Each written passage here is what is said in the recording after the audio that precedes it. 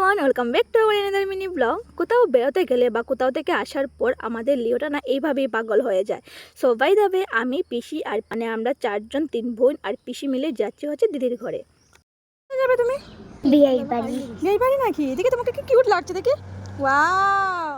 তো ঘর থেকে বেরিয়ে একটা অটো ধরে নিলাম, অটো ধরে রওনা হলাম এই যে অল্প আগে বললাম দিদির বাসার উদ্দেশ্যে। তো দিদির ঘরের সামনে একটা বিখ্যাত মিষ্টির দোকান দৃষ্টির থেকে পিসি দিদিদের জন্য নিয়ে নিয়েছি কিছু মিষ্টি।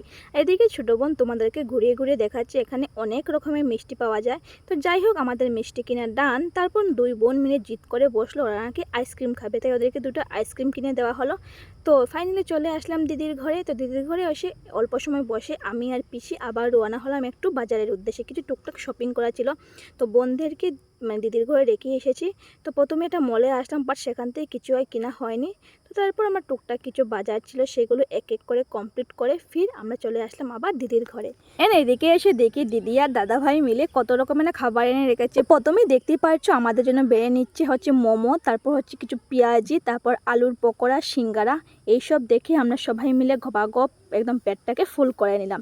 তো এইসব দিয়ে খাবার পর আমরা আবারও দিদি মানিয়ে আনলো আমার আর পিসির জন্য 1 কাপ করে চা, আর এদিকে দিচ্ছে হচ্ছে মিষ্টি। তো খানিদানি কমপ্লিট। দাদাভাই আসার সময় আবার ঠান্ডা চকলেট আর সবার জন্য পান দিল। তো এইসব কি আমরা বাস বাড়ির পথে রওনা হলাম।